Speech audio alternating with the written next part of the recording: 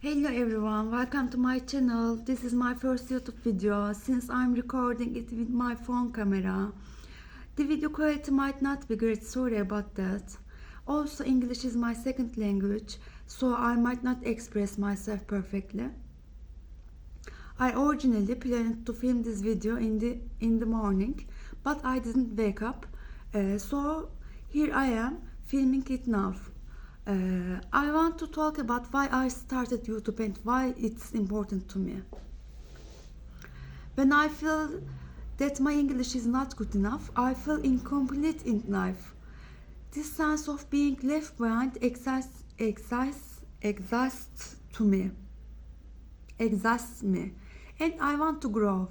Grow is one of the most important things that connects us to life and keep us motivated.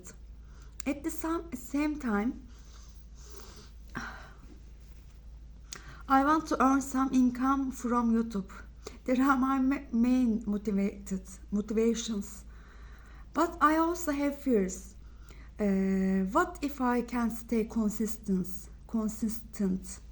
What if I fall? Opening up my private life online is also a bit intimidating.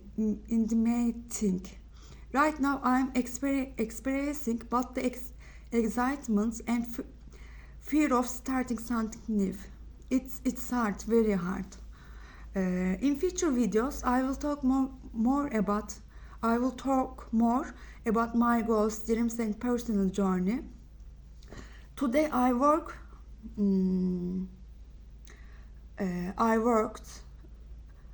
and after work I visited Frida Kahlo exhibitions, and now I am back home. My room is a bit messy. Later I will start tidying up, but I will show you Frida Kahlo's exhibitions, and I have a surprise. Hello, hi, my name is Yasmin Green and I'm an exhibition coordinator in Anti-Culture and Arts in English, and we met with Miss Esra today. She was in our exhibition tour which I was giving, and this exhibition is pretty important exhibition because it's happening for the first time in the world because of the diaries of Frida Kahlo is being exhibited for the very first time, and it's happening in Turkey, and then it's gonna travel around the world. So I will be giving you some little notes from the exhibition tour in this video. First of all, Frida Kahlo was really strong woman, and she inspired a very high numbers of women around the world, including us, with her ideas, with her art, and with her actions and her ambitions for love. And she's been through a lot. She's been diagnosed with polio in her early years, and she survived it, but she faced death in her early years, and it was really tough to handle for a little child, as you can imagine.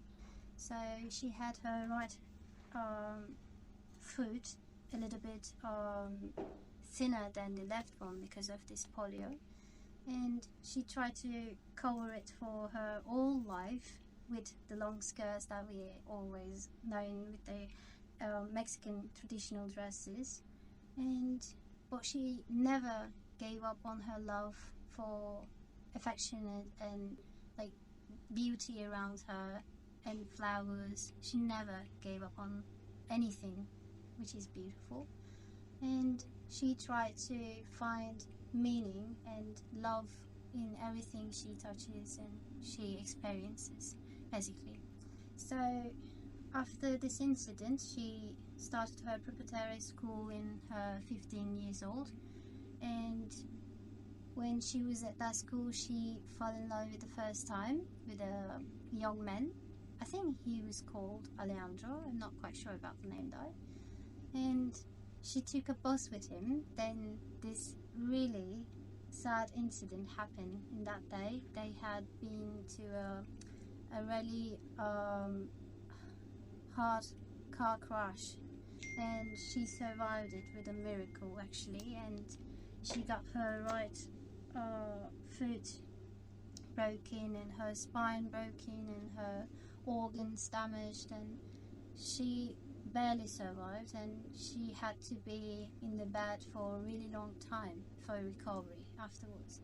She had to drop the school. She was studying medicine, and actually she was the first woman in Mexico studying medicine, and she was so brilliant, she was so smart. But after this incident she had to drop the school, and she started painting with her father's guidance, and she actually transformed her pain and her feelings and her maybe dreams even into paintings, and she wrote down notes, and she drew herself the portraits of herself, and actually it demonstrated her realities. After her recovery, she's been discovered by André Breton. Actually, André Breton called her one of the most brilliant surrealist artists of all time, but she denied this, and she said, these are all my actually truths, and they are not surreal things for me. They are my realities, and I only paint realities, and she denied it. And this is very touching for me, because the way she paints herself in these paintings, the emotions are so deep that you can feel it directly, because they are all naked, all over there. Like she's not hiding or gatekeeping anything, but she's just putting it in the painting, like all the way it is. And you can look for her paintings. You should. In her diaries, she mostly writes down her notes like in a poetic ways. Like she never says, "Good morning, journal." Like this is today I've been to blah blah and came back. She never says that, but she always writes down poems, and poems about her childhood, her loves, and most of the time her pains actually. Heart pain, physical pain, she illustrates them, and she tells about the whole story of her life in the journals. So afterwards she meets with Diego, but Diego was married by that time, and they separated. Afterwards Frida and Diego got married, and they lived together actually, but lived separately most of the time. They had separate studios, they had separate homes, and they have seen other people, what they knew about that. But then the worst things happened.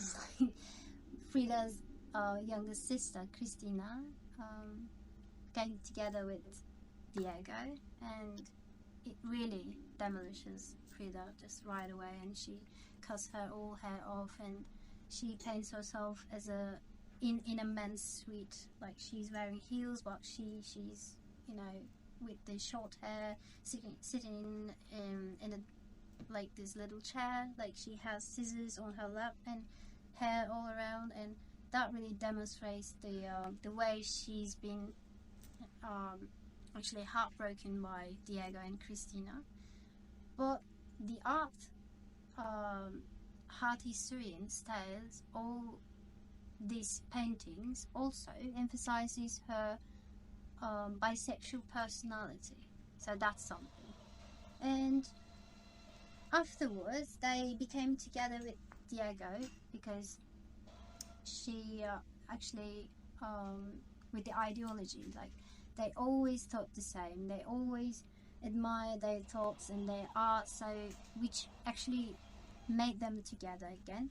So they've been married until Frida died, and I think it was Frida was 47 years old when she was passed away. And after that, 3 years after that, Diego passes away too. So I think they have this interesting connection between like this is really strange because we always see Diego and Frida as the biggest lovers of all time, but the biggest enemies of each other of all time too. So that makes it really interesting story, I might say. Yeah. Thank you, Mrs. Green. You're welcome. I'm pretty glad to meet with you, and I expect more art lovers to come and visit these kind of exhibition tours and exhibitions around the world. And yeah, that's all basically. Bu gelenek aslında kabul geleneği gibi bir şey. Onu 10 yaşında yaptığını söylüyor. Burada preparatory okuluna yine 15 yaşında başladığını söylüyor. Çocuk video aslında. Görmüş olduğumuz sayfaların arkasında. Ve hep zaten ana fikri onun için hayatı yaşamak, live the life. Yani hiçbir zaman bundan vazgeçme, hayatı yaşa, hayata tutup. Çünkü ölümün karşısında sadece umut var ki onun zihnine birazdan zaten bunu görüyor olacağız. Olduğumuz ekranda bir video yerleştirilmesi var ve bu video yerleştirilmesi Berkan Alkan'a ait, yine genç bir Türk sanatçıya ait, oldukça aslında kıymetli bir eser. Yine aynı sebeplerden ötürü, çünkü Frida Kahlo Corporation tarafından lisanslanan bir video enstalasyon. Önümüzdeki tutulmaları falan hiç incelemedim.